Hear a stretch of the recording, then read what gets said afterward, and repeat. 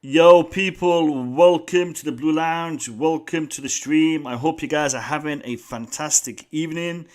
It's good to see you all here. 23 people already in the stream, and we've literally just kicked off. So, welcome to the chat. Welcome to the stream. And I've seen some of the comments in the chat already talking about Lukaku's medical. Lads, we're going to be addressing the latest transfer news, the latest news surrounding our club in today's stream. But we're also going to be talking a little bit about what is happening in our club and in regards to our club today. Today I have with me a guest. You're used to watching me and my regular panelists, but every now and then I try to get you some VIPs. And today we have a VIP. We have RJ from the Football Thing podcast, podcast, and also the Chelsea socials, and also a whole bunch of stuff. RJ is a busy man. RJ is a busy, active Chelsea content creator, Chelsea influencer, Chelsea journalist, Chelsea editor, Chelsea everything. So, RJ, welcome to the stream, my man. How you doing? Pleasure to be here, Mo. I'm just a Chelsea guy, happy to talk and write about all things blues, but live down here in Sydney, Australia. I'm joined by my fellow Manchester United and Arsenal fans on the It's a Football Thing podcast and YouTube stream, and we just love talking football. And there's my boy Rob, and yeah, can't wait to see what we unpack because there's a lot to talk about and just another crazy transfer season for the Chelsea Football Club. It has been a crazy transfer season, and to be honest, it's been one of those transfer windows that has driven a lot of the fans crazy and anxious, and I'm not sure. Some of them have even had issues in regards to mental health.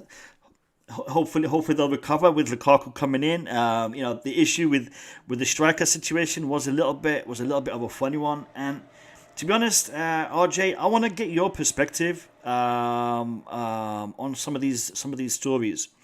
Before we talk about that, though, listen, people.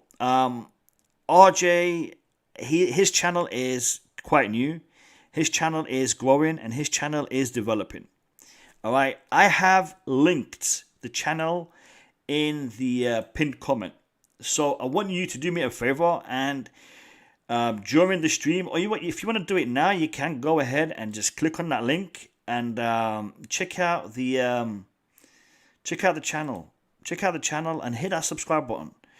All right, it is a up and coming channel. They've actually interviewed Fabrizio Romano recently as well, so you might want to go and give that a view. I watched it. Pretty good content on that channel. So lads, do me a favor and show some love to the Football Thing podcast. Up and coming, new channel, and it's different. It's different. We're all used to the same kind of content, but this channel is different, and I want you to give it some love. So it's in the pinned comment. Go check it out and click subscribe when you go on there. RJ, this transfer window, the Erling Haaland deal didn't quite pan out. What's your thoughts on this? Why do you think the deal kind of broke apart? Yeah, it's the $1 million question, is it, or it's the 150 million pound question? But I think from my perspective, and I'm quite happy to put this in the public domain, I was championing for this move to take place just because of the ceiling and the potential that Mr. Erling Haaland brings. But I'll be very crystal clear on this. As an Inter fan, also, you can see in the background, and I have been a Chelsea fan for over 20 years, just to give us insight into my age. But Lukaku is a player that gives me a lot of confidence. He's someone that's in his prime. He's someone that left as a boy, as they say, and came back as a man. But he's a more well-rounded sort of player. So I think in terms of, while I'm disappointed that the complexities of the Haaland deal have unfortunately led us to go down a different path. And that's what your question was, is why do you think this one didn't unfold? And we'll go on Lukaku in a moment. But I just think it's because you've got a couple factors. You've got the player first, Haaland. You've got to think what's going on in his mind. He probably wants to stretch this out as long as possible, not just from a football standpoint, but from a financial standpoint. he's going to be thinking to himself, if he holds out one more season, he's going to give himself every possibility of making all of the other competing clubs fight tooth and nail to land his signature. Because at the moment, COVID's impacted a lot of clubs, as is a given, but Chelsea's only one of a couple that can really fight for his signature, whereas next season, with half the release clause, there's a lot more availability in the competitor pool. But then there's the club's perspective. Dortmund, on one hand, are going to lose a good sum of money, but from an on-field perspective, keeping him at the moment is going to increase their chances substantially of having a good season because they've lost Jadon Sancho. So I think for me, it became very difficult for Marina and the board to really negotiate, not just with Dortmund, but also convince. And that's the key word here, convince, truly convince Haaland to really take up this offer.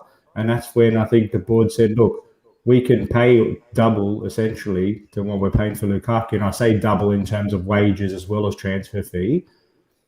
But you've also got the risk, and I know this might sound a bit hypocritical, but you're going to be putting a lot of money into the basket of someone who is a risk in the sense that they're not acclimatized to the Premier League, whereas you're bringing in someone at their peak who's been there, that's done that, and his heart is truly into the club.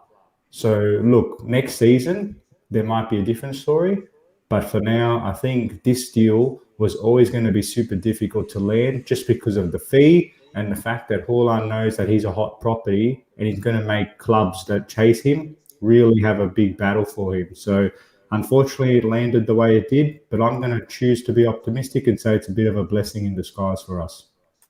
Fair comment. Fair comment. Do you think there's another school of thought that says Chelsea were prepared to pay the asking price, but because of the what's the word here? The requirements, the obligation to pay Mino Raiola such a hefty fee, Alf Haaland such a hefty fee, on top of a already massive asking price for Dortmund, is what really pushed Chelsea away from the deal.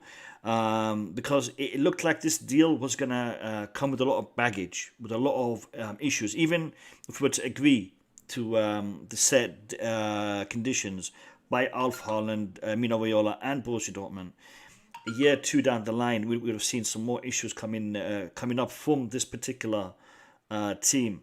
I agree with you. There was aspects in that deal that were problematic, and I think Lukaku is a blessing in disguise because he ticks all the boxes that we are requiring right now. You know, someone who can finish them chances, someone who can convert them chances, and at the same time, the price tag that he's coming with is literally already been paid for, or will be already paid for, with the transfers that we've made so far and the potential transfers that we'll be making moving forward. You said Lukaku is ideal. Now, I know I am a Chelsea fan. I've seen the problem that we have with strikers, and you are a Chelsea fan, but as you said, also Inter Milan fan. I want you to put some of these fans at ease in respect to what Lukaku can actually do, because I'm seeing people a little bit concerned that Lukaku may not be as sharp, may not be as quick, may not be as mobile as we want him to be, and that could be a problem in the Premier League. You've watched Inter Milan more than any of us here because it's a team you follow. Realistically, how do you rate Lukaku now, and how do you think he will perform in the Premier League moving forward? Yeah, no, it's a very fair question. We're spending a lot of money on a player to try to resolve an issue of the area of a squad that's been, frankly, quite an issue for us for several years since Diego Costa's left. No one's quite filled the void he's left, unfortunately, and I would genuinely, hand on heart, say that spending the money on what we're doing with Romelu is going to go some way, not just some way, a long way into fixing that problem. And as I said on my Instagram yesterday, when looking about this particular purchase, we're not just buying a goal scorer, first up. we know he can put the ball in the back of the net because last year he had another phenomenal season with Inter Milan. And I know that there are naysayers in the world that will go and criticise the standard or the differences in the Serie A versus the Premier League. And I appreciate that there are nuances. I know that they're not the same league, but I think I want to dispel a myth now in the sense that the Serie A is a lesser standard competition. It's just a different type of competition. And in fact, it's actually very strategic and tactical. And playing against the likes of the Juventuses, the Romas, the Lazios, the Napolis, Atalantas, the standard across that competition continues to improve. And actually, having worked under someone like Conte, has only really refined his game, not just playing in a three at the back, but just becoming a lot more of a team player, quote unquote. He's more of a contributor, not just in goals, as I mentioned, but he's phenomenal at the link up play. He's really, really strong. And a lot of the goals that I saw with him were involved in starting from halfway and making those driving runs, as well as being present in the box. But he's also very good at using his positional awareness and intelligence to pull defenders away from the main areas. So he tracks a lot of attention because he's naturally a big guy. So he scares a lot of the defense. So you'll see often he quite makes these runs in left and right outside of the box or drops back a little bit deep. And he brings the likes of Hakimi into the game, or he brings the likes of Martinez with him because of that attention he brings. And he had 11 assists last season. So it's just, and that's just direct assists. It's the assist before the assist that really gets me intrigued by him. So I think for me, what I like about him is I said he's more primed now. He's a bit more mature. He's had a few seasons to work under different managers and particularly refine his game strategically under Conte.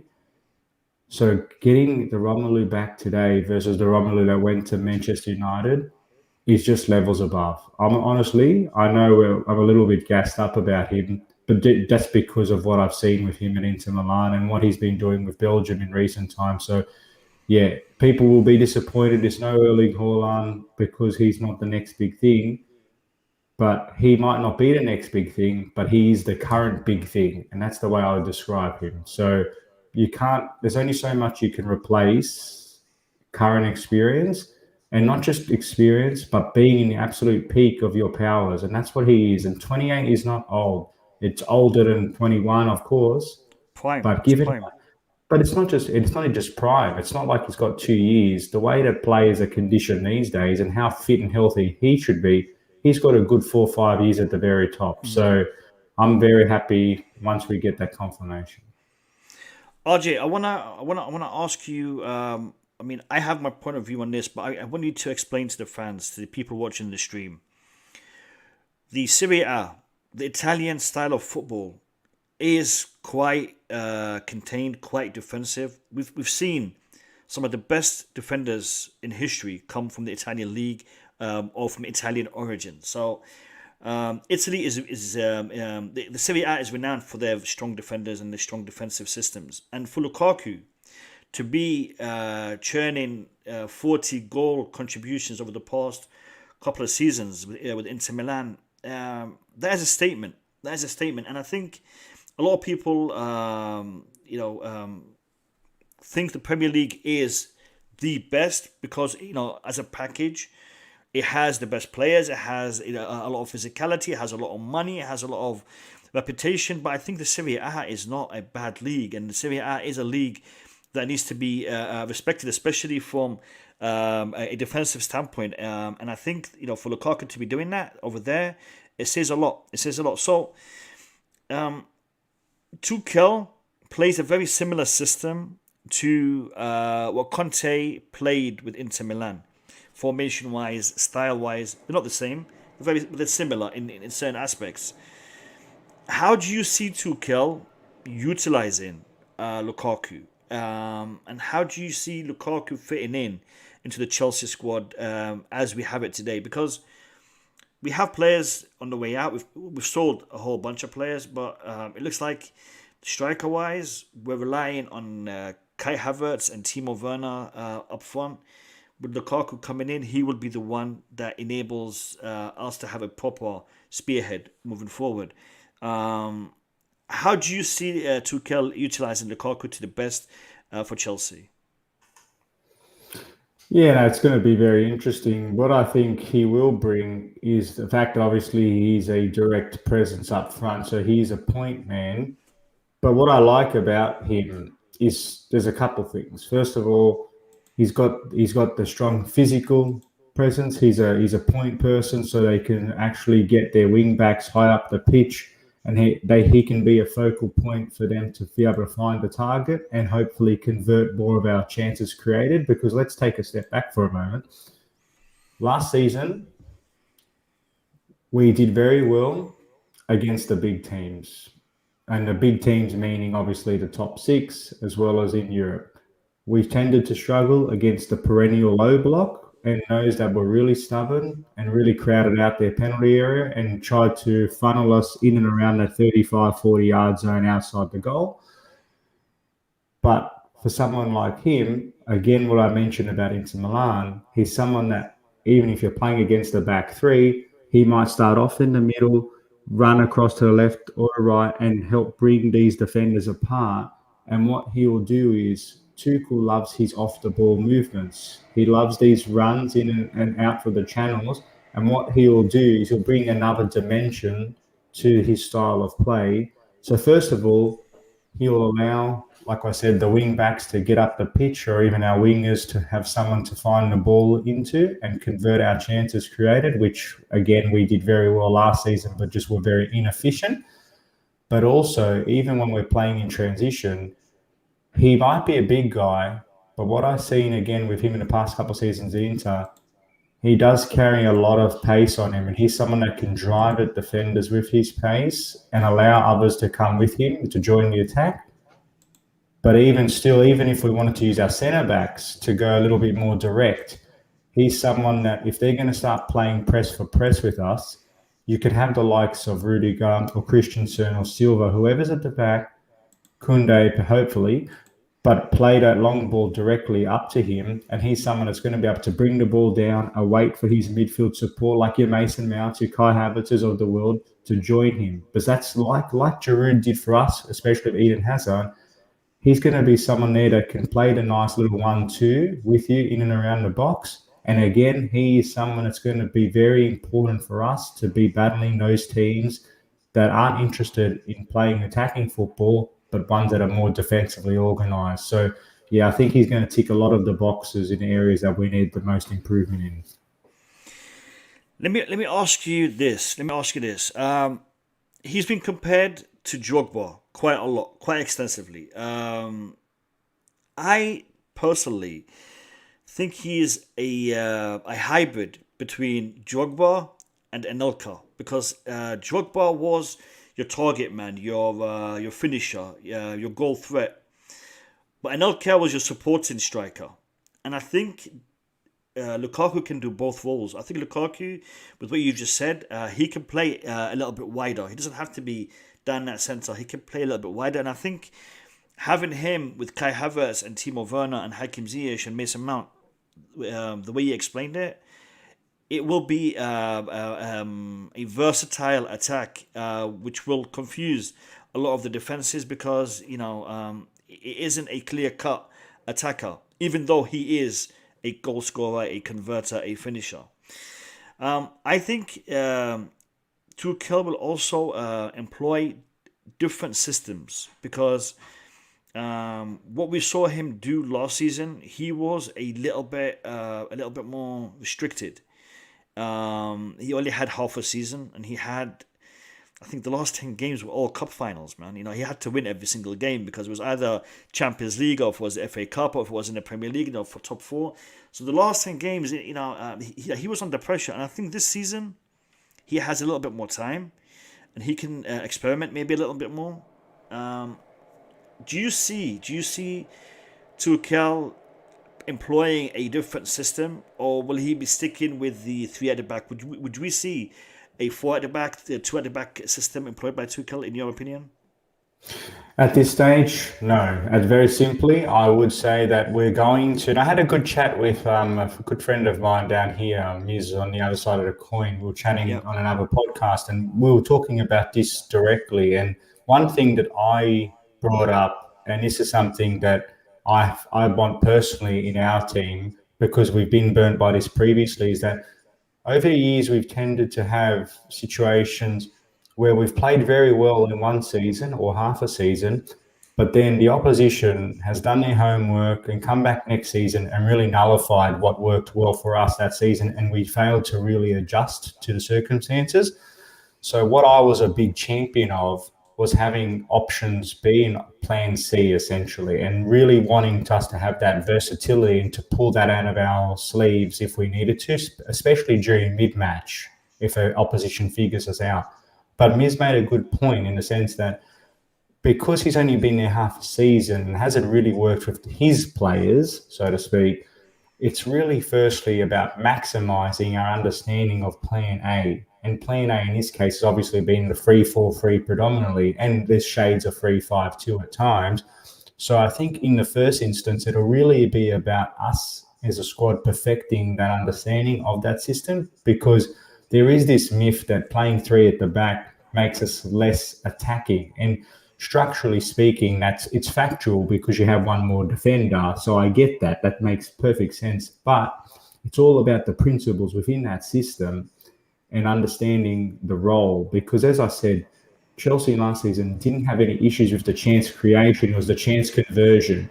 And while the quality of the chances created could be improved because a lot of our chances became from the likes of 30-yard speculated shots from Rudiger, there is still enough movement in there and there's enough quality created from that back three setup that gives me the train of thought that Tuchel's going to keep going down this path, especially because in pre-season, when we've had our main team on the field, we've looked quite lively.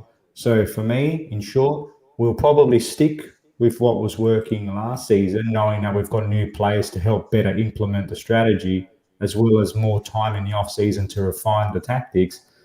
But what I think you'll find is that with these players coming in, touchwood, is that it gives us that option B and that option C should we need to. But I think we'll very much stick with what we've got for now and maybe make a few tweaks on who plays within that setup.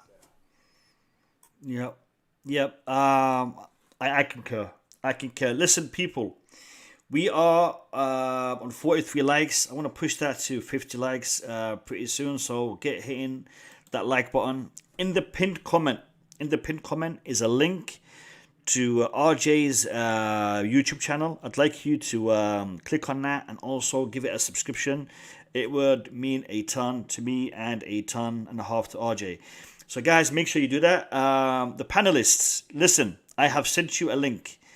Boogeyman, Eric Blue, lads, the link is in the group chat. So we can go on there and click on that link. In the next 5 minutes, we will be opening the discussion with the panel. So whoever wants to jump in from the panel, I can see a couple of them already in the stream. You are welcome to do so. In regards to the question, Drogba announcing Lukaku. No, Drogba did not announce Lukaku. Drogba had a tweet which suggested that this is the right thing to do. For Chelsea to bring in Lukaku, and he welcomes him to the club as and when he does arrive. The only person who will announce Lukaku will be Chelsea Football Club, Marina Graverskaya, shaking his hand, giving him that shirt, and hopefully within the next few days that will happen. Medical has been delayed.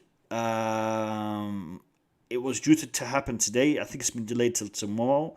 It's going to be taking place in Belgium. A little bit of paperwork that needs to be finalized, but it should be happening tomorrow. Should be. We'll have to wait and see. I'm going to give you a little bit more news, lads. Tammy Abraham is apparently, being touted by Jose Mourinho to be the next transfer target for Roma. So that's Roma, Atlanta, West Ham, Aston Villa, and Arsenal all all interested in Tammy Abraham, I think we can get a good price for him. So let's see what happens with that. But there is apparently talks going to happen in the next few days with Tammy Abraham and some of these suitors. Borja.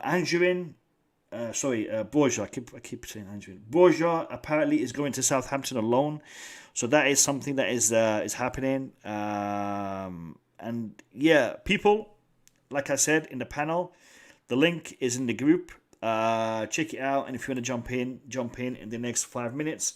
RJ, we saw a lot of youngsters moving on. Some, said their goodbyes. Some out alone, and there's apparently a couple more that could be gone before the window shuts. Is the Chelsea system, the Chelsea policy of developing players that we saw happen under Lampard to a good degree because of the transfer ban? Is that really a thing of the past, or is it just something that we could see revamped in a different way in the future? We saw some great players coming through. I mean, Reece James, Callum Hudson-Odoi, Mason Mount, fantastic player, Billy Gilmore, and even Tomori, Lamptey, who are now making their living elsewhere. But we saw some good good talent coming through Chelsea Academy. Will we see some more? What's the future for the youngsters in the Chelsea setup, RJ? Yeah, that's a good question. I know it's been very topical on the minds of the Chelsea community, but for me personally, I see this as a couple of things. So firstly, those that are going out on loan, I think it's perhaps controversially, it's a good move for them. It's a good move for the club, because we've known that for a long time now, the club produces some really good talent from a very young age. It's about nurturing that talent and giving them a genuine pathway to be able to make into the first team. And I think, as you alluded to, Lampard, aided by the transfer ban, was able to create this pathway. But those that are good enough will eventually force their way in and give the manager no choice but to continue sticking with them. Because it's one thing to have a pre-season, it's another thing to make your debut, but it's incumbent on the player to demonstrate to the manager, whoever it is at the time, that they're worth keeping around. And that just comes down to hard work and sort of following the instructions of the manager. In terms of the players that have left this window, so the Gallaghers of the world, the Mark Yeahys, the Billy Gilmores, and so on, what I think is that it's not necessarily the closing of the book for them, but it's just part of their ongoing development. Because I've always been a firm advocate of, there's no point, or there's a lesser benefit rather, of staying around, learning the ways under Tuchel and training with the great squad. At this stage of their career, consistent minutes is critical. There's nothing like playing in a game situation against other opposition, against different managers, and really having to refine your game in a real life scenario, not a simulated situation at training. So I think for me, I have hopes for players like the Marquis, and I do like Conor Gallagher's, but there is a thing within the Chelsea community. Not every player that we produce for our talented academy is going to force their way into the first team. And you know what? There's nothing wrong with that, because not every player has to make it. You can still serve the club, and you've got to think strategically from the board's point of view, is that as long as you've got players that are talented coming through this academy, if they make the team, fantastic. That's a great showing of the academy. But if they don't make it, but we can go and develop them and turn them in for a profit eventually because they'll make it elsewhere, then that's also a win. So the club's got to think about, how does it win as a whole, not just the first team. So that's my perspective on that. Yeah. Do you see it? Do you see it as a financial way for Chelsea to develop themselves as a club, rather than a method of feeding the club with players? Because you see, we did that this the past season, the past couple of seasons. We fed the club with talent, players, and I gotta give a big shout out to Jody Morris, for identifying and for choosing the right players to bring into the club, because he did a lot of work with the youngsters. So him being with Lampard enabled us to do that, and I think where we are today, I think we are hungry for success. We have a manager that will enable us to achieve success, and maybe a lot of these players are afraid that for them to break through and to make a name for themselves, they're going to have to go elsewhere. And I think this is where we have to balance it, because we need to have the academy to support us in a financial sense, which it has done. 50 million pounds worth of transfers. Majority of that has come from the academy lads. And Tammy Abraham possibly for 40 million euros as well. So there's a big chunk of money coming in from the academy. So that we need to also balance with what we have today, which is Mason Mount, first team player, Reece James, first team player, and others. I think we need to keep that balance going. For Chelsea to be a successful team, we need to keep that balance going.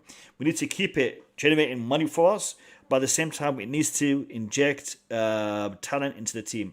RJ, before you respond, I want to welcome Jem to the stream, and also Bobby. Welcome to the stream, lads. How you all doing? Yeah, not bad. Just been a long day, really. Just got back home, so yeah, just getting ready and prepped for the week ahead, as they say. So yeah. Yeah. Bobby, how are you? Yeah, hi Mo. Yeah, good. Jem, Good. RJ. Good. Yes. Good. How you doing? Lads, we're doing great. Listen, lads, today, and by the way, Julius, thank you for the donation. Always a pleasure, and big up to everyone in the chat. And yeah, thank you, Julius. Julius was supposed to be here today, but he had other things to take care of. So your donation kind of makes up for that. So I appreciate it, mate. People, the discussion is now open. The discussion is now open. I know most of you probably are familiar with RJ's work. We want to use his presence here with us today to give us an insight into where we are, where we're gonna go, especially with respect to Lukaku. A lot of people joining the stream would have seen my thumbnail, which had two guys on it, RJ and Lukaku. So, you're either here to listen to RJ talk, or you're either here to listen to RJ talk about Lukaku. So, Lukaku is currently an Inter Milan striker and will be a Chelsea FC striker. RJ has followed him because RJ is an Inter Milan fan, and he has followed his progress at Inter Milan. Now, I know two people here in this panel right now are not big fans of Lukaku, and I want you to talk to RJ, and maybe RJ can convince you, or you can convince him. Let me know what you guys are thinking about Lukaku. I'm gonna start with Bobby. Bobby, you heard what RJ said in regards to Lukaku. What's your point of view, mate? Has it convinced you? Has it changed your mind? Where are you with this? I listened with keen interest. I like it when somebody actually gives logical reasons as to why a player is good or isn't good. Okay, we've bought or we're about to sign Lukaku. The jury's still out for me. I wasn't keen, but I'm ready to listen. And once he puts on that shirt, I'll get behind him. I like how RJ has put this across. I think for me, the only thing that is giving me encouragement, added to how RJ explained Lukaku's coming function in the team, is the fact that I'm not excited about this guy. And I'm wondering, I don't really know what he's going to produce for us. And I think that might be a good thing, because if I'm sure there are doubts all over the English football world about him, And I saw a platform that some Man United fans were even laughing at us about him. I think the last laugh could belong to him, because if indeed he does come in and prove that he's that player we hope he is, it will be a wonderful thing. So, the ball in it will very much be in his court, and we're just going to have to wait and see what he does.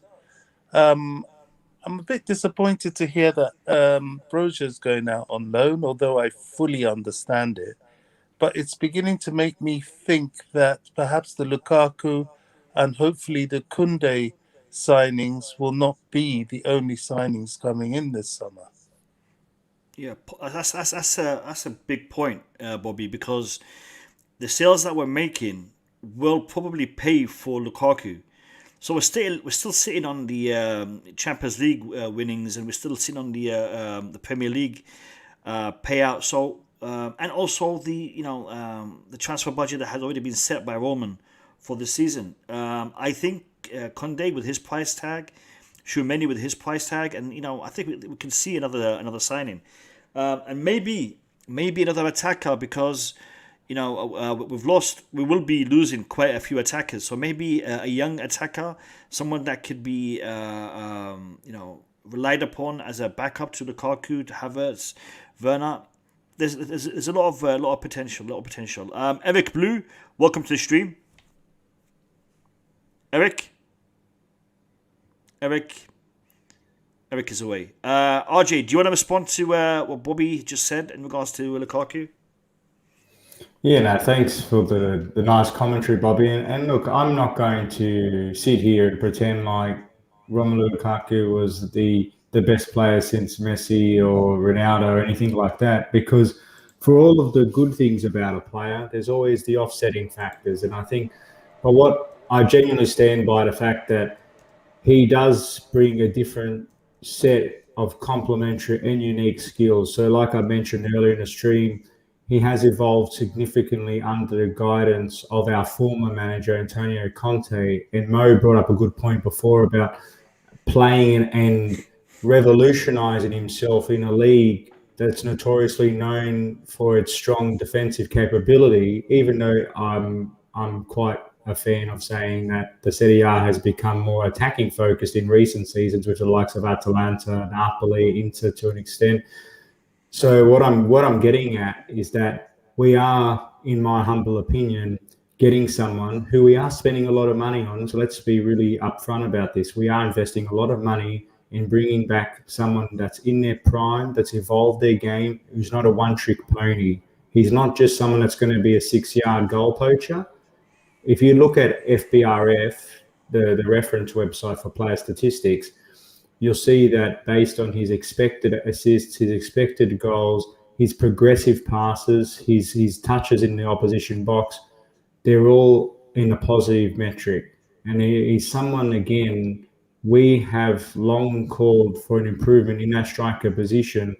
But it's also the fact that he uses his physicality in such a way that's not just hoof the ball upfield and he's going to bring the ball down and score the goal. No, it's about the link up. It's about him being a physical presence in both boxes. So defending corners, attacking corners, pulling defenders apart, because no defender is going to feel comfortable just allowing him 5-10 yards of space without him getting onto the ball. The one thing I think that he can continue to improve on, this is a bit of constructive criticism, but he has improved, is his first touch and control in and around. So what will be keen for me to see is when we start playing those teams that are just going to set up in banks of 4 and 5 at a time and really defend that 15, 20 yards to their goal, it's really about how does he handle that pressure of the first touch, because Tuchel is someone that likes to be really short, sharp, crisp passes, and they're going to really be banking on him to be able to provide that focal point of when Mount passes the ball, he's back towards goal inside the box, hopefully holds up the defender to do a quick 1-2 for an on-running Pulisic or a Havertz to goal. But for me, it's really about how he acclimatizes back to the Premier League since he left. Good point. Good point. Eric Yep. apparently has fixed his mic. Eric Blue, welcome to the stream. Yeah, thanks for having me again. Yeah, my mic wasn't broken. It was I was just I was having some yeah, it was just a poor moment for me, but Yeah, hopefully everything is it good happens. now. Yeah. It happens to the best of us, Eric. It happens to the best of us. Welcome to the stream. I'm going to give you a chance to come in with your point, but I want to give Jem a chance to give me his thoughts and opinions about where we are with Lukaku and where we are moving forward. And by the way, lads, Jem is also a Chelsea content creator. And is active on many platforms with Chelsea and with others. So, Jem, welcome to the stream and tell me your thoughts, mate. I think before we go into Lukaku, the Brozier thing, that kind of surprised me a bit, but then it kind of makes sense at the same time. So I see why we're doing that. But what it also tells me is that we're going to use Havertz and Werner in a rotation with Lukaku to cover that forward line. I don't think, unless we bring someone in, I don't think we're going to go and do that. I think you'll see a lot of rotation. I think you'll see Havertz actually treated more as a forward going into this as well. So it's going to be interesting to see how they turn up in that. But with the old Lukaku thing, I think the real problem that we've had as Chelsea fans is we've been let down, especially by our forward line in the past, and it's hard for us to. Like when I see a Bobby sitting on the fence, I have my reservations to a degree as well. It's not because I don't think the player is good enough. It's just that I know that we're so bad with current forwards that come into our football club, and since Diego Costa, you look at it, Alvaro Morata, who else we got? We've got a load of them. Tammy Abraham. I can list a ton of them. Do you know what I mean? They weren't good. They just haven't stepped up. They haven't been the next big thing, and I think why I pushed more preference for Haaland is because when I looked at his attributes, his mentality as an individual, I saw that he had a bit of a Costa and Drogba sort of attitude. And the one thing I will say about Lukaku, I think, is my reservations on him were incorrect. And the reason I say that is because I realised I hadn't watched him enough. So for me, it's actually just being a bit more open-minded and allowing him to come to our football club. As soon as he puts that kit on, I'll back him anyway. But let him come in, let him do his thing, and let him show us. Because the only one thing I will say, we're spending a lot of money on him still to come over here. I think we're all going to expect. It doesn't matter if you're the biggest Lukaku fan or you're not. We're all going to expect him to carry the same form as what he did at Inter Milan at our football club. And that's why I think there's going to be slight pressure on him, not only because he's returning to the Premier League and I feel like he's got a sort of point to prove himself, because unfortunately I think us as the sort of English people have galvanised him, but painted an image of him of being this guy that's sort of turned up and let himself down, not been the individual that maybe he is now, let's say. And I would say that he is a lot better from what I've seen partly in Euros. So I'm just open-minded with it. I'm looking forward to it. And, it answers our question about needing a striker. For me, if it wasn't Haaland or a Kane, then, it had to be a Lukaku anyway. So, yeah. Jem, I'm in the same boat as you. Because I've seen his stats over the past 4 years. But I've looked at them briefly without, looking at them as potentially a Chelsea player. Because when you look at the stats, this guy is going to be playing for Chelsea this season. You look at them a little bit more closely and you pay a little bit more attention to him. And to be honest with you, apart from his last season at Manchester United, I would take any of those seasons, any of those stats for Chelsea. His last two, the season before last at Man United, the guy's numbers are great. And even his last season at Man United, it wasn't that bad. Considering where we are as Chelsea, as a club, if we had a player that can perform the way that Lukaku's been performing, let's say not to 100% of his performing with Inter Milan. Let's say he gives us 80% to what he's been given to Inter Milan, we're still winning the Premier League this season. So I think Lukaku has changed as a player. His physicality, his physique, his pace. his ball control. Yes, when he was here a couple of years back, he wasn't the best. But I think he's better. He is definitely better. Now, having said that, I'm going to go to Boogeyman now, and he's going to tell me I'm wrong. So, Boogeyman, welcome to the stream. Let me hear your thoughts. Hey, hello everybody. Hello, Boogeyman. Roger, thanks for being here. Listen, I'm one of those that think it's Haaland or nobody. If Lukaku is the only one available, I'd rather us play with Havertz and Evan Broja.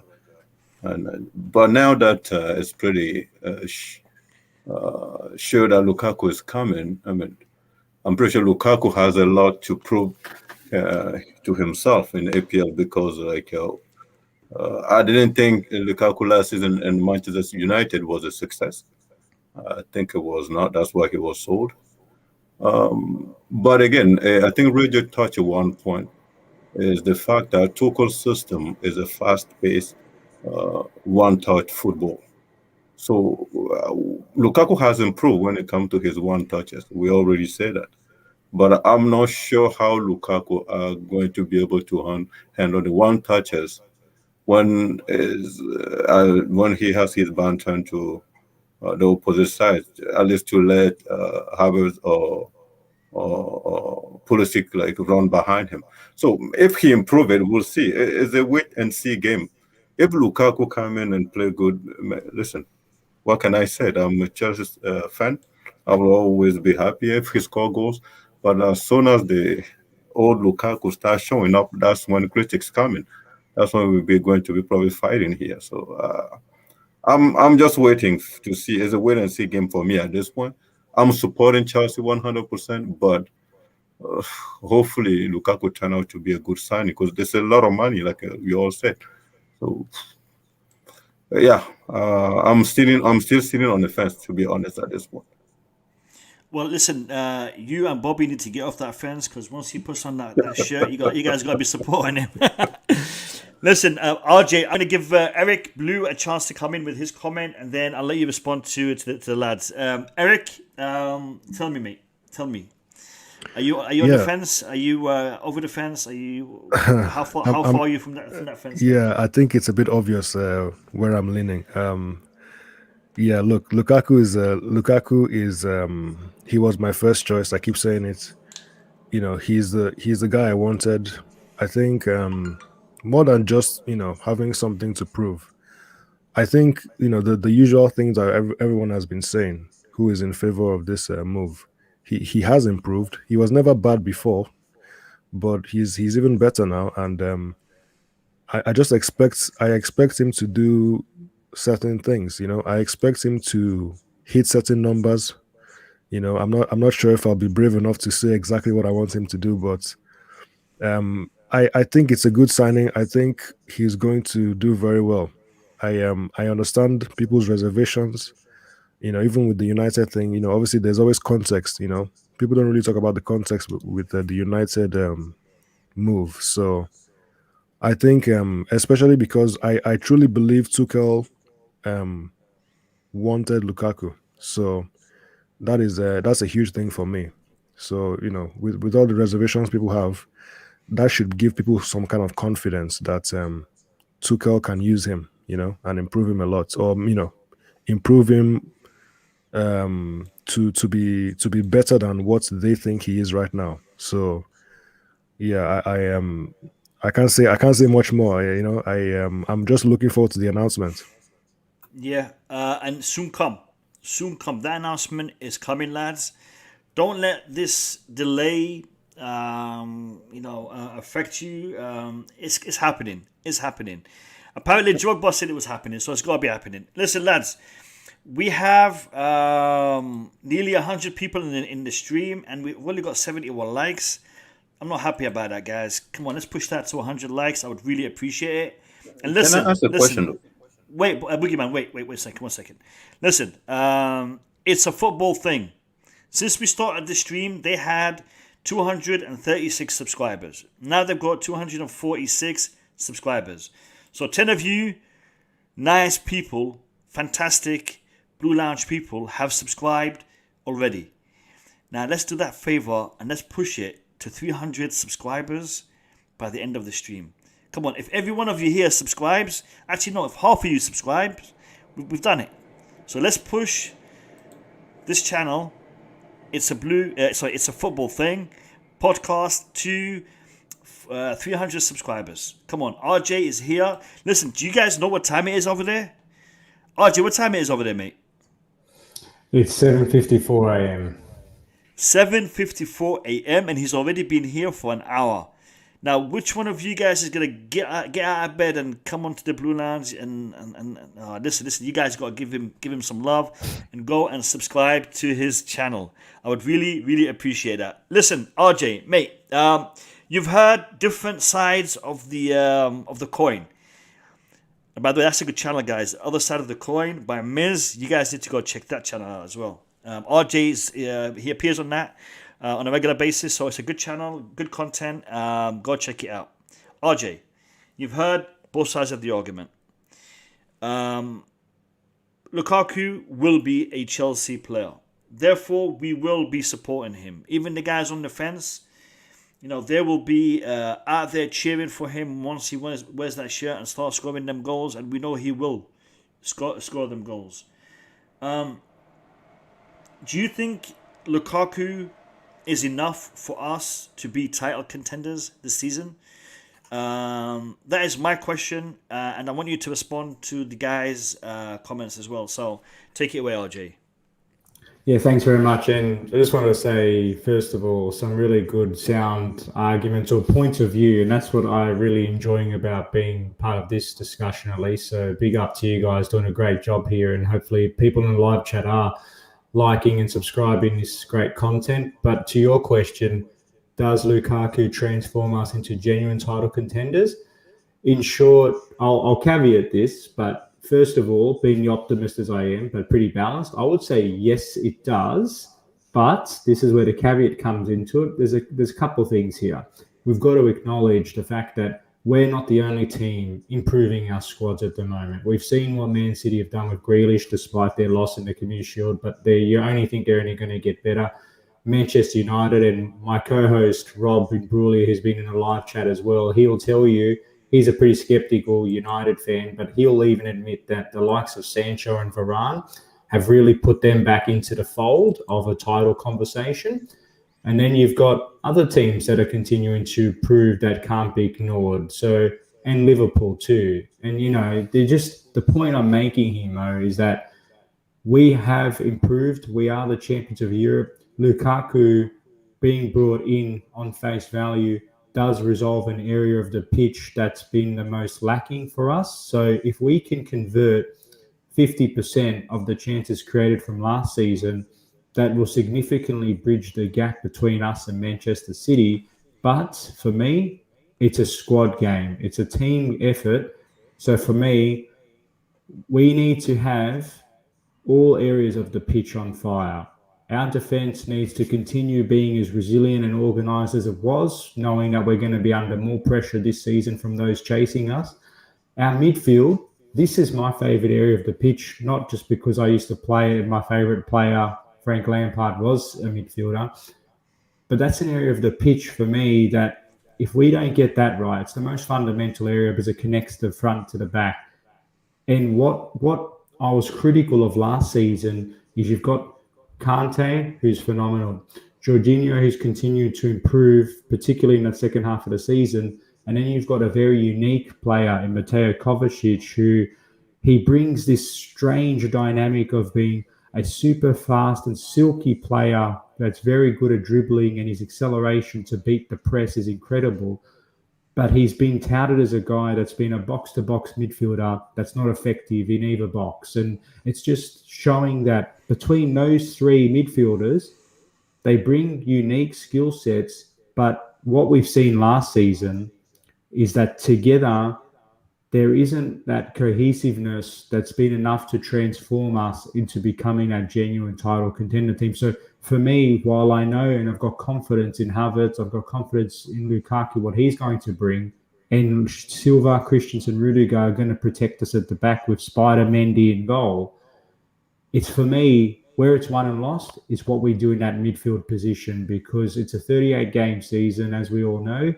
We do very well in the cup competitions, but can our midfield drive us to the top after a long season? So if we can resolve that area of the pitch, then I think I'm very confident that we're going to push all the way to the end. So I've got a we'll see question what. actually for you, Yeah, RJ. yeah. Go for that, Jim. One of the things that I've said is not only do we need goals, obviously I think we need goals, and that's clear enough. But one of the other things I did say is bringing a striker in. What it allows us to adapt to different styles of football formations. And at the moment, I feel like, especially last season, without that striker, where we were lacking goals, Tuchel just thought, you know what, I'll make us hard to break down. And, if we're not going to at least score many goals, we'll make sure that, we don't concede any. And he done very well in doing that, because we were winning 1-0 here and there and getting through games. But in terms of Romelu Lukaku, because obviously you're an Inter Milan fan, so you'll be able to answer this. Does he allow Tuchel to adapt and change the system that we currently have? Like, could you see us switch into like a back four, or change up the midfield a bit, or maybe play two up front with him, or do we need him to just be like the lone striker and sort of been played off sort of thing? What can we do with him? Yeah, that's a very good question. And I think I mentioned this earlier in the stream, is I like that he has that versatility in terms of what he does bring. He's not just the big guy up front who can tuck the ball away. And what I think, to the structural question or the formation, while I think we will stay with what's been tried and tested from Tuchel's perspective with his time at the club, he does bring that ability for us to make that transition during game or for certain opponents, because he is someone that can play up in a two and is linked well with Martinez at the time. But at the same token, if we do stick to what I think, and we do stay with that 3-4-3 or even a 3-4-2-1 setup, he will be someone that he does like to drop back and get the ball if we are playing a little bit, trying to suck the teams in, bring them up the pitch. So we try to hit them with the pace with Werner and Havertz on the counter.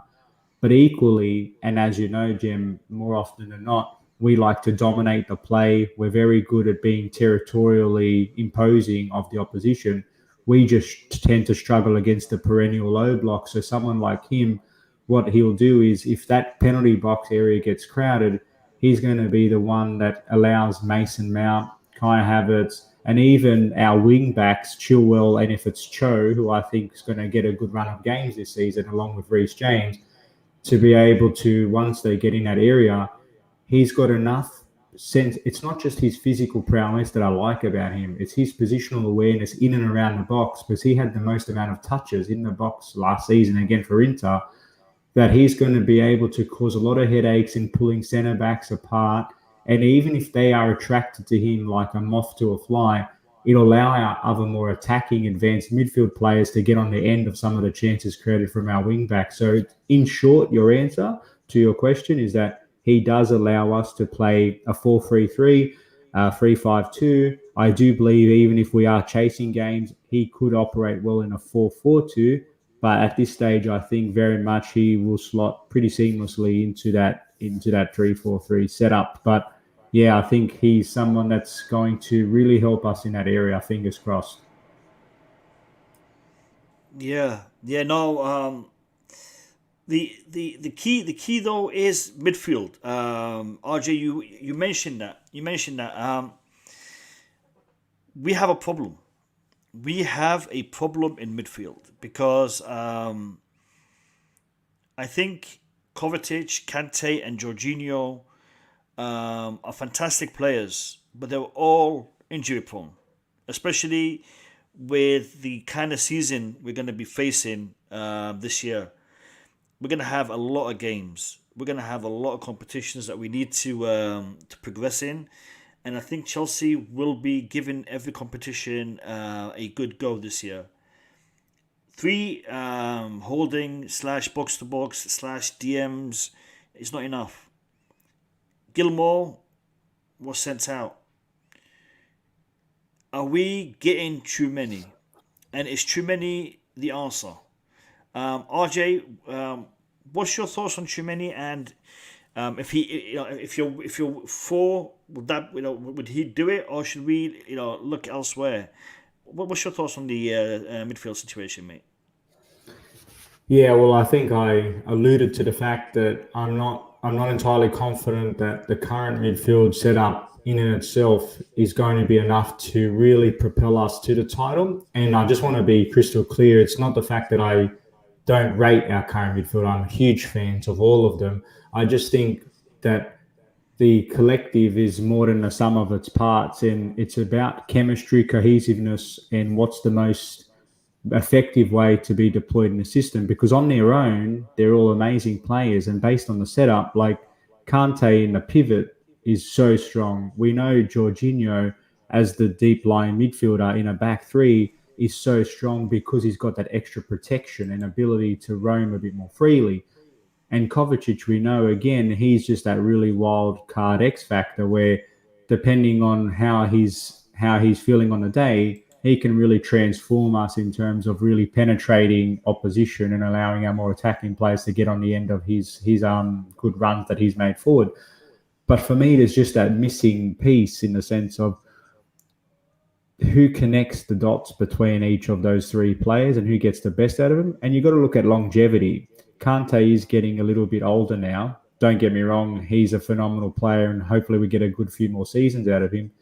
But he's someone that works so hard each game that he's got to be managed. And we know that the season's long and we can't rely on him to play 90 minutes at that intensity each and every game throughout the 50, 60 odd game season.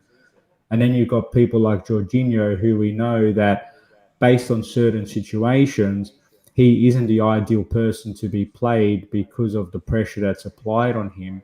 And again, it's pretty unfair to ask each of any of those midfielders to be the 90-minute man each game. The only thing I can think of is, depending on how Tuchel sees it from an attacking point of view, he might look to start to transition players like Mason Mount to be more of a midfield type presence, because he does have that incredible tank and he is someone that can play in a box-to-box role. Even though if you would ask me what do I think is his most advanced position or his most preferred, I would say he's more of an 8, not more of a 6. So if Tuchel does want to avoid that whole number 8 sort of setup, then I can't see him dropping back too much. But for me, I think coming to Tchouaméni, as we know, the debate in the Chelsea community, is it Declan Rice, is it Tchouaméni?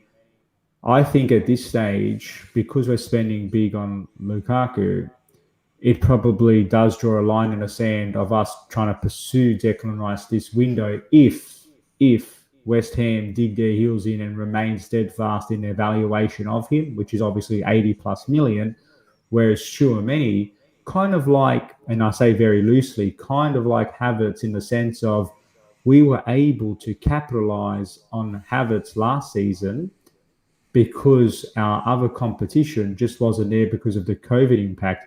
Now, if we can get Tchouaméni now for a reported 40, 45 million, in my opinion, that's actually a very smart investment. But the problem is, it's an investment for the medium to long term. How does he help us improve from this season onwards?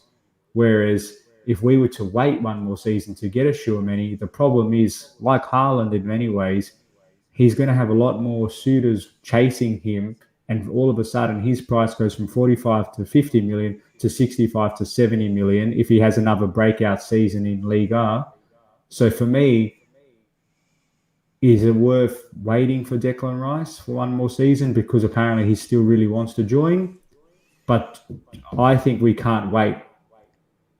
I think that we should be going in for Tchouaméni this season, take the gamble, knowing that he's going to have a transition period, but we still have the likes of Mason Mount who can help. We've still got Loftus-Cheek on our books, and I know that people will be a little bit divided by that. But as long as he's a Chelsea player now and hasn't gone out on loan, he is a genuine option to play there. And therefore, we do place our trust in the Kantes, the Jorginhos and Kovacic, knowing that you've got Tchouaméni to be integrated into that role. So that's my take on it. Yeah, I want to give everyone a chance to come in. I think Boogeyman wants to come in, but I want to add something to what RJ said in regards to the No, I've got to go, bro. defensive. Yeah? Just let you know. I'll see you later on. Yeah, Jim, thanks for having me on. no, Cheers. no worries, mate. Thank you for being on, mate. Thank you for being No on. worries. Take Appreciate care. you, mate. Cheers, Jim. In regards to the midfielders, we've talked about the possibility of integrating Mason Mount, Ruben Loftus-Cheek, who I think are both very, very good options to bolster the midfield. They have, I mean, Loftus-Cheek has been out for a while, but Mason Mount has been used as a 10 predominantly with Havertz and Ziyech and Werner. But I think Mason Mount can do a job as an 8. Not a 6. 6 is a bit pushing it, but as an 8, I think he can do it. The question is, and I think this maybe answers itself with Mason Mount being put in the picture. And the question is, Chelsea have been lacking when it comes to goal scoring from midfielders. We're talking about, we need to convert, we need to get a striker. Lukaku's coming in to do that. But lads, we have a problem, and that is our midfielders are not really chipping in with enough goals. And I include in this Ziyech, Havertz. Kante gets the odd one. Jorginho gets the penalties. I don't think he scored. Did he score one? I think it was all penalties that he scored. And Kovacic, fantastic midfielder. But when he gets in front of that goal, I don't know what happens to him. He just can't. He can't score. He can't shoot.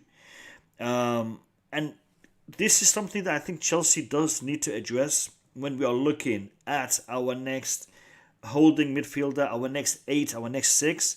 We need to get someone in who can chip in with the odd goal. I mean, Janobi Mikel scored a couple of blinders. I mean, Essien, he used to chip in. Makelele not so much, but back in the day, those lads, they did something. Jorginho ain't doing it. Kovacic ain't doing it, and Kante creates, but again, he needs to score more goals. So this is a question to Eric, Bogeyman, Bobby, and RJ. How do we address the lack of goals in midfield? Boogeyman, you can. Yeah. Eric, you want to? Eric, Boogeyman. I'm gonna go with Eric. I think. Oh, Bobby, go on, Bobby. Bobby. I think following on from what RJ was saying, I totally agree. Midfield, now we've supposedly sorted the striking situation, has got to be a focus. And it's not that the midfielders we have aren't good enough. Of course they are, but there's injuries, there's rotation, rest periods to be given to these guys. And if there was one weakness we had towards the end of last season, it was the midfield, where we overplayed Jorginho because of injuries to Kovacic, sometimes to Kante, and vice versa. It was a struggle. They limped over the finish line at the end of last season. We do need 2 things added to that midfield: physicality and goal scoring, preferably long-range shooting as well. Now, are we going to use Loftus-Cheek? I think we can. I think we can convert him into a 6. I haven't into really... a 6. Yeah, I Cheek think into we a can. 6. All right. I think we can. His ball-winning skills is questionable, but I think with drilling, he can learn that position. Now, it's not something that we've ever really seen him play, but if we're not going out to get someone, it will mean either he is somewhere in the mix in that midfield, or we start to move in the likes of Reece James, if we're not keeping Trevor Chalobah. Now, short of all the internal options, we need to buy. It's as simple as that. I don't know that much about Tchouaméni. I won't pretend to, but from what people are saying, he's worth a shout. Now, all this holding out for Declan Rice, I appreciate that. Chelsea kind of lean towards getting their old players or old academy players or young players that have been with us if the opportunity arises. I get that because they still have the Chelsea blood, the Chelsea DNA, the Chelsea desire. They know the club, and they understand what we're about. But will the Declan Rice deal really happen? At 100 million, no. With 4 years, or is it 3.5 years left on his contract with West Ham, it's highly unlikely. Are we going to wait 2 years for this player? It's a bit of a gamble. I think next year he'll go for 60. Okay. I think. Then we can use what we have and keep. I would personally say we keep Chalobah, but it's left to be seen, isn't it? Chiloba, I don't know. Yeah. He's doing all right so far. He's doing all right so far in preseason, but I think Tuchel will have to make that decision. Eric, go ahead, mate. Yeah, I'm not sure about Loftus-Cheek as a number 6. I think I understand what Bobby is saying. It could work. I think it seemed like Tuchel was trying to do that in preseason. I'm not sure, but I would prefer. Yeah, I would prefer him. Being used in a way that brings out his strengths. He's a dynamic midfielder. He has a goal threat. He can score a lot of goals. So I would prefer him used as an 8, maybe, as a more attacking kind of player than to, stifle him in a sense and make him more of a defensive kind of player. I think we have that sort of assurance with it depends on the midfield formation as well. If we have just a 2-man midfield, then it would be difficult to see Loftus-Cheek in that. I'm not sure. Maybe he could play there, but if it was a 3-man midfield with Loftus-Cheek maybe a little bit higher up, and Jorginho and Kovacic, Jorginho and Kante behind him, that would be the ideal kind of setup. It's just Eric, very I'm going to interrupt you for a second. I think it may be different. It may be with one DM and two 8s. It might work that way, but I think having two DMs and Ruben Loftus-Cheek ahead of them, I think it wouldn't work because we have better players in that position than Ruben Loftus-Cheek. But I think if you were to do Kante, maybe Kovacic as a holding with Mount and Loftus-Cheek on either side of him, that could work in a maybe a 4-3-3 formation or a 4-2-1-3 formation. 4-2-3-1 formation. Sorry. Yeah, what I was referring. Yeah. Yeah, what I was referring to was more of like a three-man midfield, as opposed to like a double pivot with Okay. So it's difficult, but even the whole thing with Mason Mount, I would prefer Mason Mount to be played deeper. I think that's his best position as a deep number 8, but it's just difficult to see him in that double pivot. So it depends on what Tuchel wants to do, but I think Loftus-Cheek, being included would help with the goal scoring from the midfield. It would give us a different option. I don't think the other players can do what he does in terms of scoring goals. So that's interesting. Obviously, Mount would be good to see. A little bit deeper. He's not a traditional number 10. So I don't think he doesn't really suit what Tuchel has been using him to do too well, in my opinion. So, and the whole thing with the 4-2-3-1, if we go ahead with that, I would expect whoever is in the number 10 to be really high up. Like if Havertz is there, he would play like a second striker. He wouldn't really be the traditional kind of maybe Bruno kind of player who's like a traditional number 10. He would be pushed a little bit high up. So it's very interesting. I don't know. I have no idea what Tuchel wants to do, but even Chalobah as well. If you don't get Tchouaméni, I hope Chalobah can get a chance. I think him and Loftus-Cheek are the two obvious people who have a chance to get into the squad. You know what? I think Loftus-Cheek should be given an opportunity this season. I think with the length of season we have, with the games we have, with the squad that we have, I think Ruben Loftus-Cheek being allowed to stay on and given some game time would be beneficial. I think having him go out alone could also be beneficial for him in regards to his recovery, in regards to his development. But I don't think it will benefit his Chelsea career.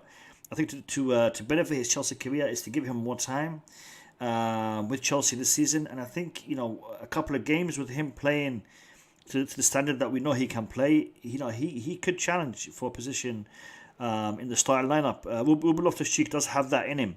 If he's able to find his previous form. And I agree. We need goal scorers, and Mason Mount and Ruben Loftus-Cheek in midfield can contribute to that. I want to bring in Boogeyman. Boogeyman, you've been quiet, mate. What's your thoughts on this? I think Ruben Loftus-Cheek has his place in our team this season. The reason is simple. Tuchel always, when you look at Tuchel's system, you're never sure if he's playing two-man striker or the one-man striker with two wings. Most of the time, Mount seem to be a little at the back, or other Ziyech seem to be a little back, and there will be Mount and what's the German Johnny? What's it? Havertz. So most of the time, we see two people pressing, one in the middle. So that middle guy can be Loftus-Cheek, and we can have Mount. And the other thing is, we see the midfield having problem because we don't score. I'm pretty sure with Lukaku, if we score one or two goals at the beginning, if we convert our chances, we're pretty good at possession.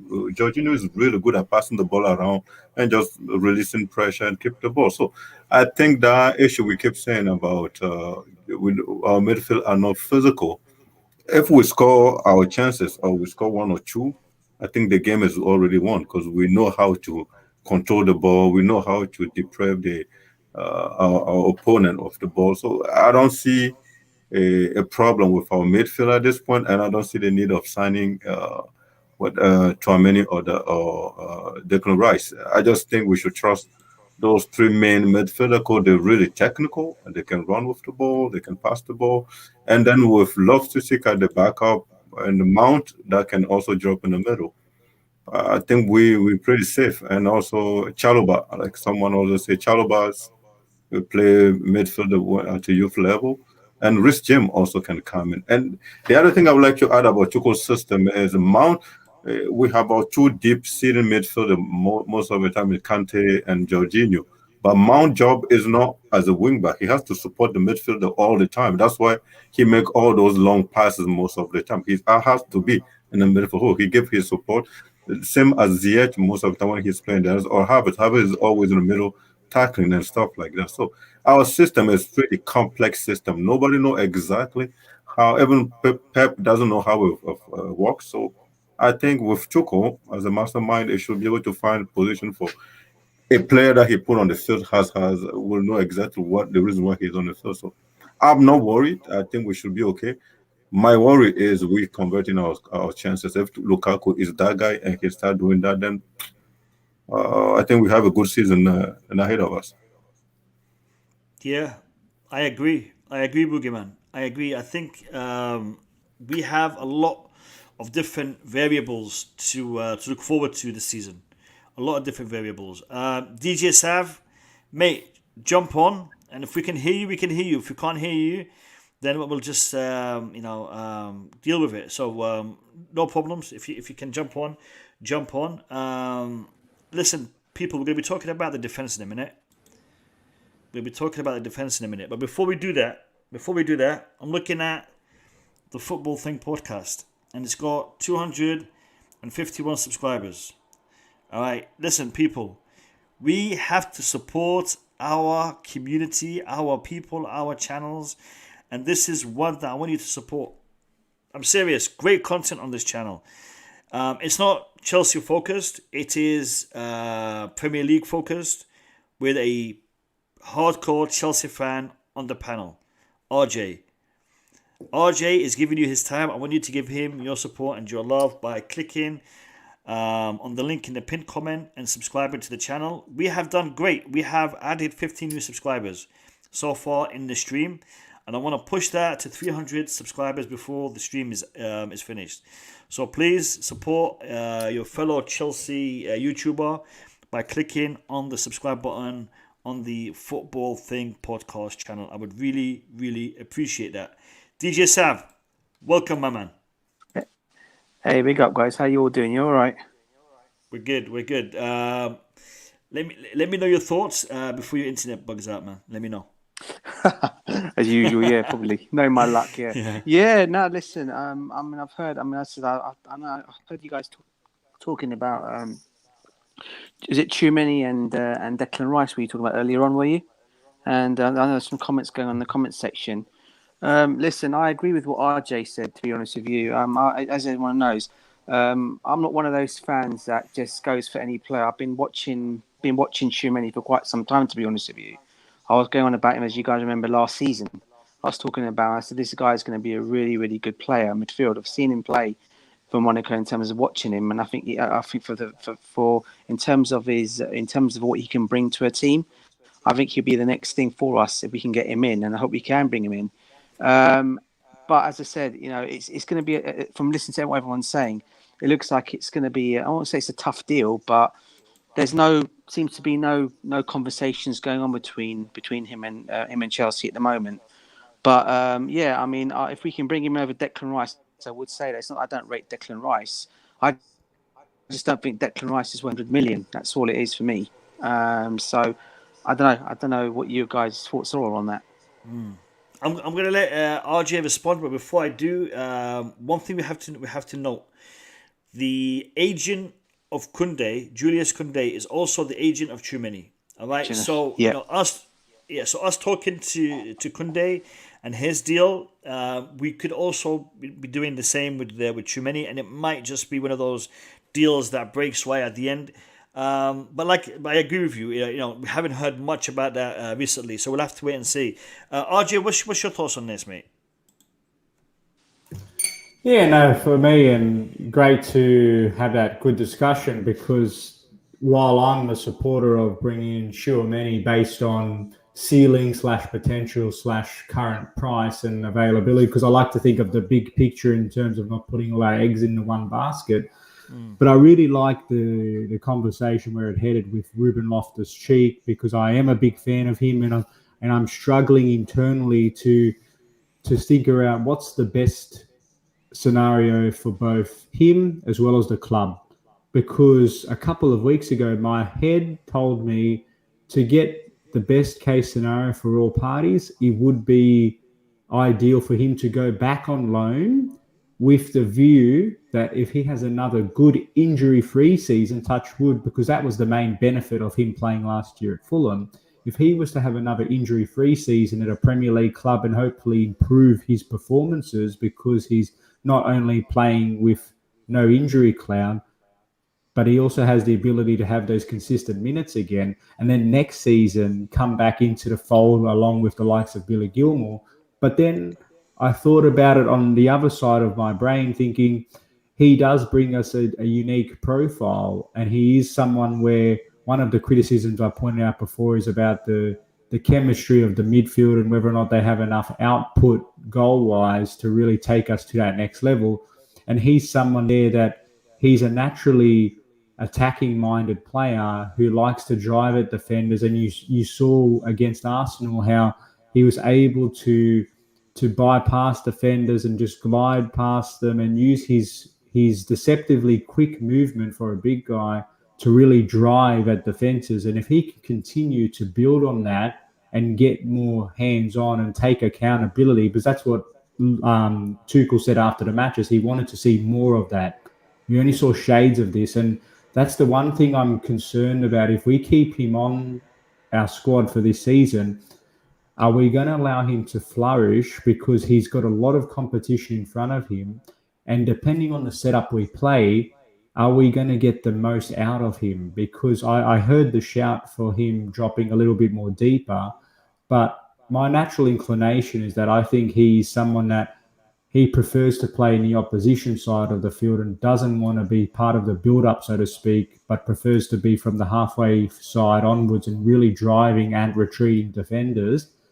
But look, if we're looking for some variety in our play, and we're looking for someone that's going to be genuinely more attacking minded from a midfield perspective, keeping him around and forcing Tuchel to have a different option in the tank, I think perhaps he could be someone that does offer that little bit of difference for us. But I'm just a little bit torn at the moment. But I'm a little bit more convinced in bringing in someone like a Tchouaméni because of what I've seen over the past couple of seasons.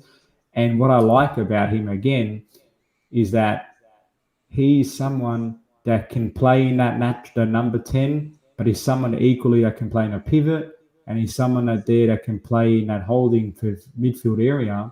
And while he would need to acclimatise, I'm willing to be patient with him because I think if we were to get him around that 40 million mark, his ceiling is very high and is someone that I think could be a real shrewd investment for us. But yeah, it's the good thing about competition and having options like Loftus-Cheek is that it gives us something to ponder. So it'll be interesting, but yeah, good discussion.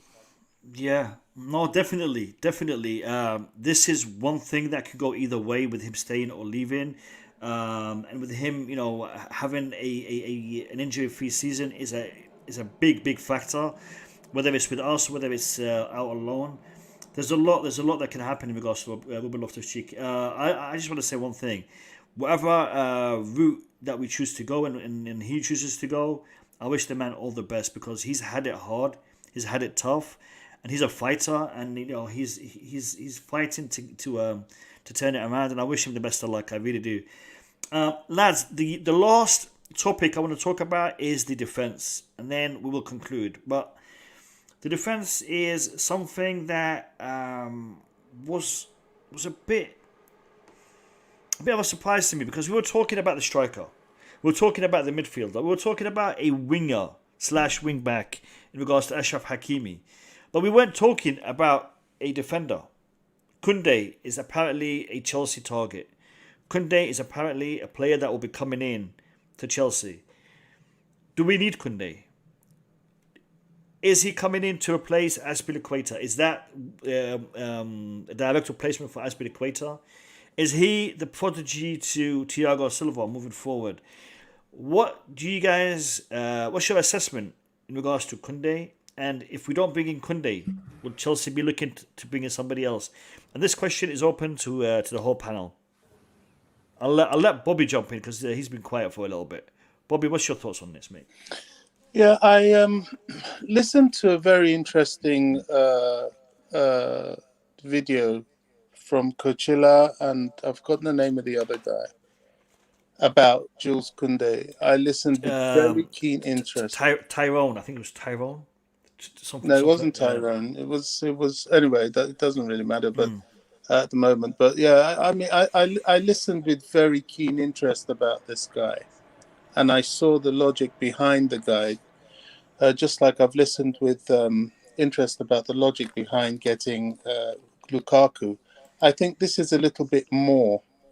The way he's been rated, I would like to believe is true. I have no reason to doubt it, although I haven't really witnessed it myself.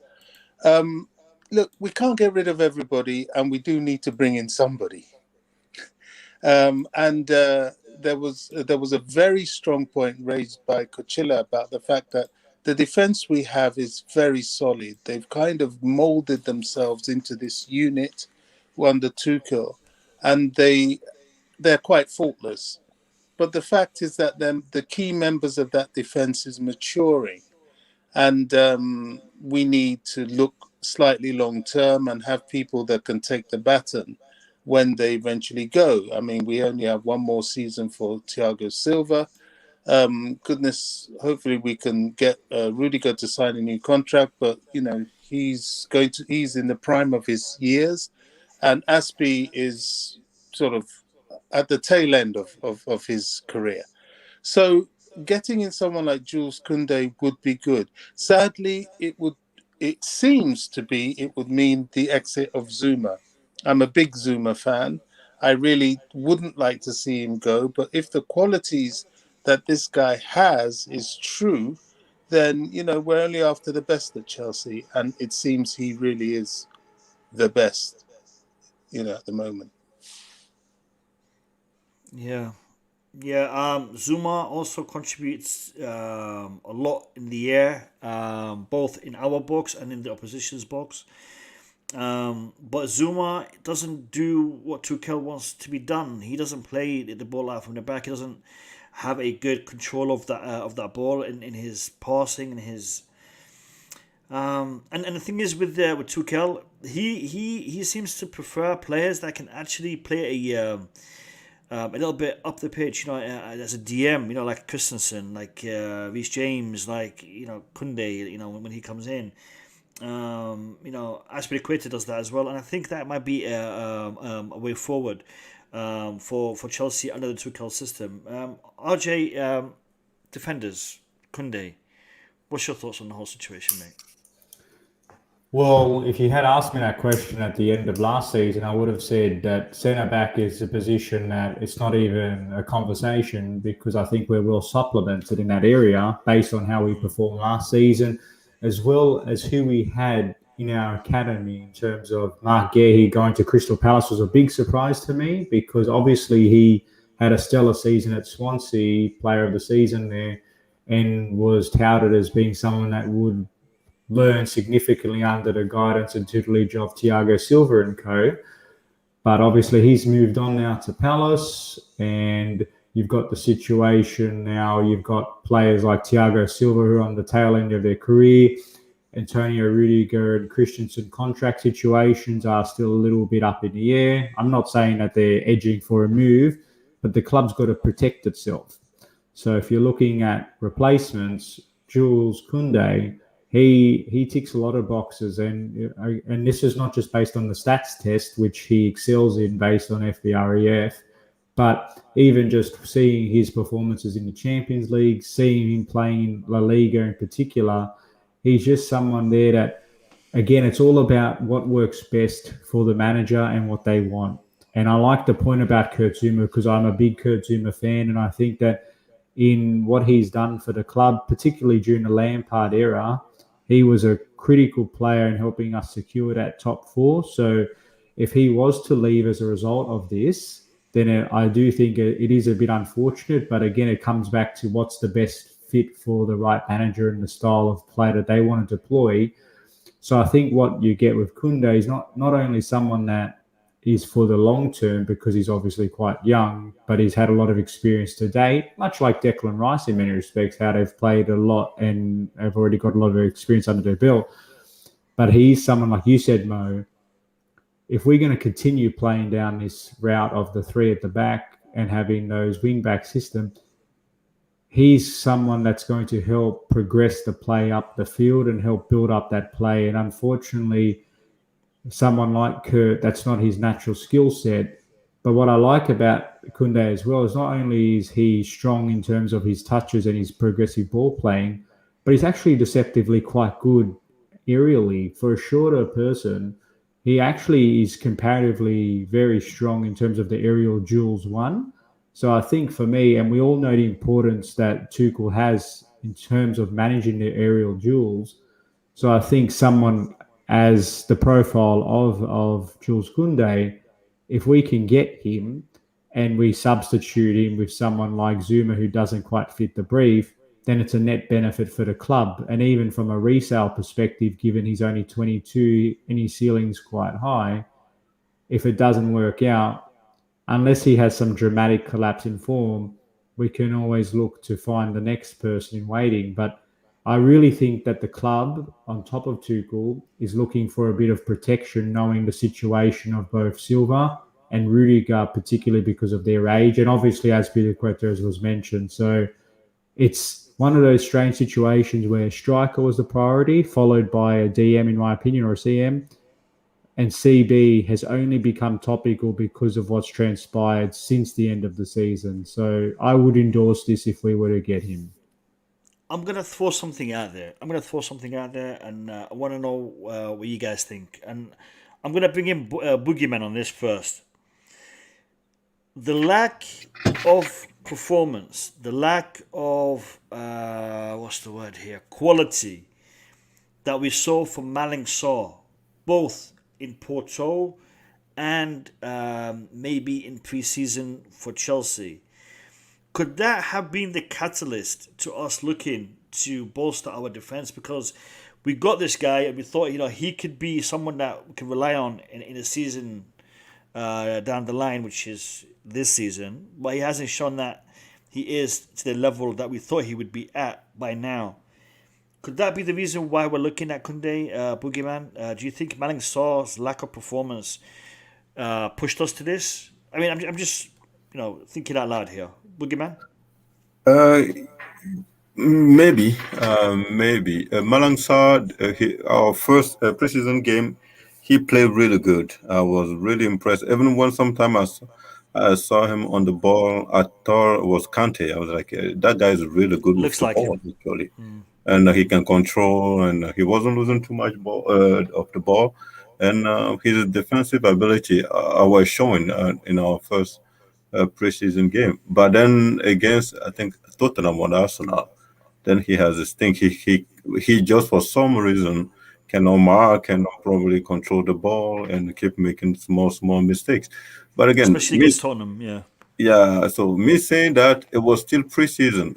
Preseason, exactly. That's what it is. Like when the entire team is changed, you bring new players, then it's difficult for even good players to adapt with second quality. I mean, missing second quality is more like the first team that played the first half looks better. Then when you when you change all the team, then a lot of players have difficulty adapting. Even Loftus-Cheek playing the middle of the park with Bakayoko was I didn't see anything good about Loftus-Cheek during the time where Bakayoko was sitting with him. So I'm not too sure if we should really judge Malang Sarr for the Tottenham game, but he looks really decent to me. So when it comes to Koundé, I still think Boogeyman, that wasn't very clear. You said he looks very decent to you. Do you think he's good? Malang Is that what Sarr, you said? yeah. So do you think Malang Sarr should be playing for Chelsea this season? Okay, I think Malang Sarr should go on loan. That's the point I'm trying to make. Yeah, Malang but Sarr. Go on. yeah, I think Malang Sarr should go on loan, but I don't even think we have a place open for Koundé. That's Okay. my position. I think the Okay. defensive player or our defense we played last season are still good enough that with Chaluba as a backup is a way we have more guarantee for me already because we have Thiago Silva.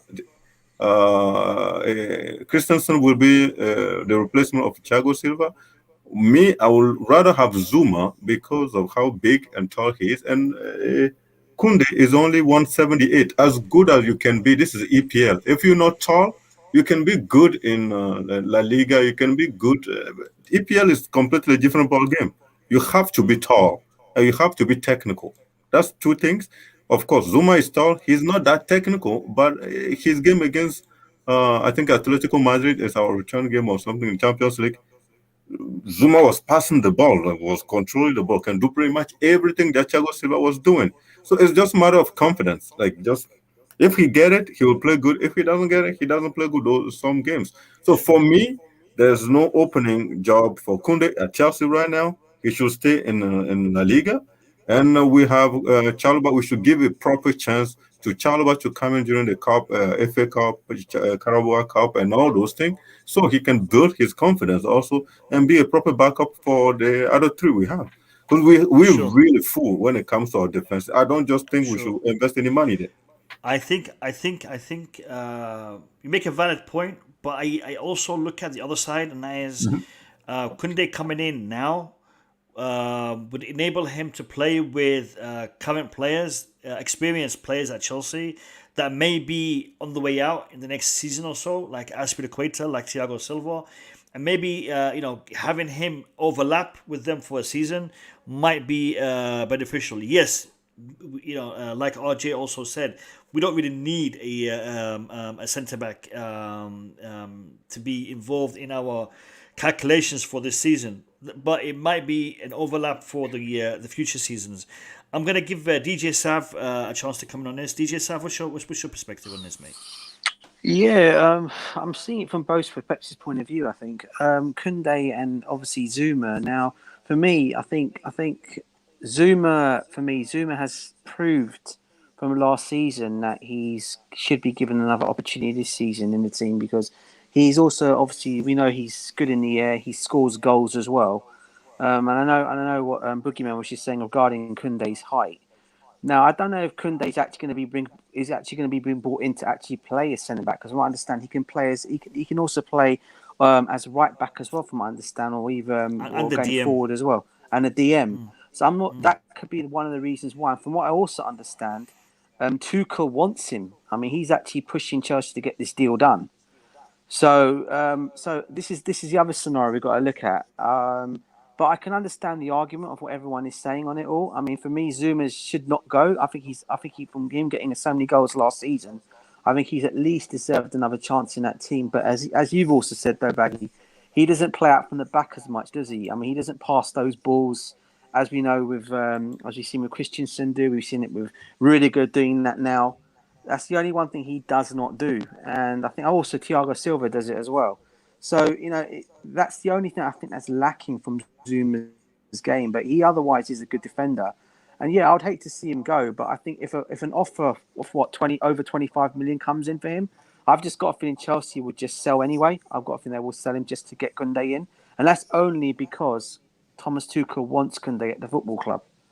So that's my One debate in, on it one all. out. But I can also see, Yeah. yeah, basically. Yeah, one in, one out. Yeah. No, I understand that. I'm going to give Eric Blue a chance to come in on this. Eric Blue, do you have any thoughts on the defensive situation? Yeah, I agree with most of what, no, pretty much everything that has already been said. We could say that the defense is the least of our issues because of the record last season. We were really good defensively, but you can also say that it's an issue because two of our defenders are not young, and they may have just one more season left. So it makes sense that Tuchel wants to keep progressing the squad, and obviously, from what I heard, he wants to play Kunde as a right-sided centre back. So I don't know if that means he will replace Aspi, but maybe he'll replace James. Maybe Aspi will be the wing back. I'm not sure, but it's interesting. I'm not too worried either way. I think we still have enough depth, so I'm not too concerned with the defense.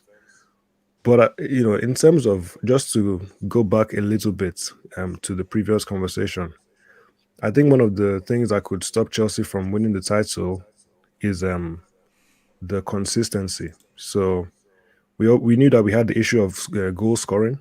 That was always an issue. But in terms of certain matches, it feels like the team just didn't turn up for certain games. So we know Tuchel improved the team. We got more points than we thought we would. Only Man City got more points than us since Tuchel came in. But it's about seeing whether the team can maintain a certain level of consistency for the whole season. So for me, that's part of it. Whatever signings we make, can we maintain a certain level of consistency to be able to win the title? And for me, we need to replicate what we did defensively last season, and we also have to score more goals. So yeah, I think I'm not too worried about the defense. Yeah, I know Bobby wants to come in, and I'll give you a chance, Bobby. But the crucial part is for me is Chelsea being title contenders this season. Chelsea is a very, very good club when it comes to cup football, and we've done that. But I wanna see us get the Premier League title because we're due a title. We're due a Premier League title, and I think we have the missing piece of the puzzle with the signing of Romelu Lukaku. We have that now. We have a very strong team. We have a very good manager, and I think this is the season that we could see some greatness happen. Bobby, I'm gonna bring you in, but lads, this is the last 2 minutes each. So I'm giving you a closing argument or a closing statement. So I'll let Bobby give us his thoughts, and then he can give us his closing statement, and I'll conclude with RJ as a final closing statement. So, Bobby, go ahead, mate. Yeah, I'll just include this with my sort of closing statement. To be fair, when it comes to the talk of consistency, nobody was consistent last season. It was a very strange season, and Man City won it because they were least inconsistent. So I think it's going to be very different this season. I think it's going to be harder because there's City, of course, will always be who they are. And if they get Harry Kane, that's going to be a problem to everybody else. Man United have strengthened considerably. Liverpool, their defenders are back. And of course, the likes of Arsenal and Tottenham, I do not rule them out. Leicester have strengthened. It's going to be a tough season. Can we do it? I think we can. If we get sort out the CDM situation, which I don't think is panic stations, to be honest. We have an internal solution to that if we don't bring somebody in. I think we can be quietly optimistic, but it's going to be a fight, and we need our strength in depth. I'm not too keen on players going out, too many players going out. I think sometimes we have too much of a focus on that, sort of as a fan base, really. We need our strength in depth. There have got to be some players that are going to have to come off the bench. That's modern football, top flight football. There's no successful team that does not have that, and we will be no different. Yeah, squad depth is crucial for any club to be successful, especially in a league as tough as the Premier League. Bobby, appreciate your thoughts, mate. Boogeyman. Listen, thanks for inviting me. And all I can say is, listen, but I think Chelsea last season under Tuchel we were really actually consistent. Like that's my because I'm still thinking again, and the only problem we had, I think, sometimes is we don't finish or take our chances. That was the biggest issue we had last season. When it comes to player turning up, we were really physical. We run a lot, pretty much all games, and sometimes Tuchel takes all those risks of putting Kepa in goal instead of keeping Mendy in goals. Those, especially at the final against Leicester, that we lost that game because for me, I still thinking because of the goalkeeper that Tuchel didn't to put Mendy in the goal. So other than that, I think we were pretty consistent. So with Tuchel next season, and if we manage to kind of get those same player at the same level of last year, I think we are pretty good in something. We may win the league. And if Lukaku came in and start scoring goals and managed to do all this run up that Werner, Ziyech, and Mount, I mean, I don't know who. Let's say if it is Mount and Havertz plus Lukaku, hopefully Lukaku will adapt fast and be able to switch places because those people they don't stay. There's no winger. There's no Mount. Sometimes end up in the middle, and Lukaku has to go on the wing.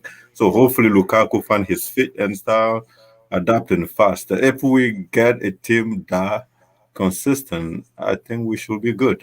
Just I'm buzzing. Just after the thought that Lukaku may scoring few goals. Other than that, to be I, honest, I don't see any I, weakness.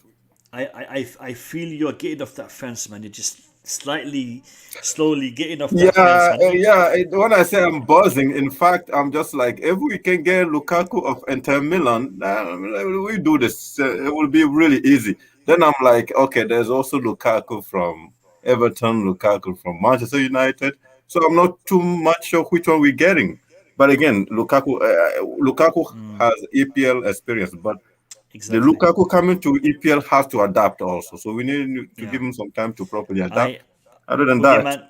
yes, man, we No, are in it Boogeyman. for Yeah. something. Yeah, no, we are. Boogeyman, you make some valid points and very good points. And the thing is this with Lukaku having the Premier League experience, from he we can say this he grew up in the Premier League. Okay, he learned to walk in the Premier League. So for him to come back to the Premier League, he will hit the floor running. He hit the ground running. He will, adapt quickly.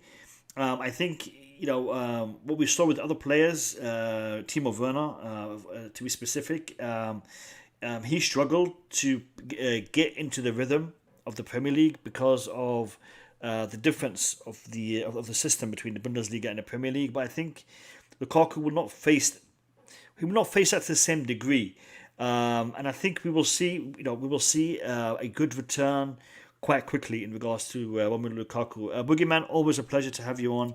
And Yeah, thanks for having me. And Reggie, nice meeting you. Hope I see you again. And I'm probably already subscribing on your channel, so I'll be Thanks there very watching much. you most of the time. Okay, cheers, Yeah, guys. wait. Bye. Pleasure. Bobby, cheers. Eric Blue. Boogeyman. I'm pretty sure you're really happy that Lukaku is coming, so that's why I'm not even talking to you anymore, man. Okay, bye. Go ahead, Eric Blue. Jump in, Eric Blue. Boogeyman, thank you, mate. Yeah, look. See you, Boogeyman. I'll bow out now as well, Mo. See you, RJ. Cheers. Thanks for having me. Yeah. Have a good Cheers, evening. Bobby. Appreciate you. Thank you. Have a good one. Cheers, Pleasure, Bobby. Bobby. Yeah, I just have a feeling that people will get proven wrong. I feel like this was a very good signing, and Lukaku will show people why he's better than they think he is. So it's just a matter of time. I'm looking forward to it. I'm not really expecting him to get into to play the Super Cup match, but if he does, it's fine. I don't really have a major issue with it. He might come off the bench, but I'm just looking forward to the season now. I think once that announcement happens, once the official announcement happens, we can start really looking forward to the season. Yeah. Yeah, no, and the thing is this, because we've had Lukaku almost signed for us, and then it didn't work out. Everyone's a little bit jumpy right now, thinking, is it going to happen this time, or is he going to end up going to Manchester United again? I don't know, going to a different club again. So everyone's a little bit edgy, but I think this deal is happening. This deal is happening, and I think we can rest assured that we have got the elite striker that we we wanted to get in this window. So I'm confident, and Eric Blue, always a pleasure to have you on my stream, and always a pleasure to have your input. Thank you very much, and I've seen you, moderating the chat pretty well as well. I know it wasn't easy at times, but you done a great job, Eric Blue. Thank you very much, mate.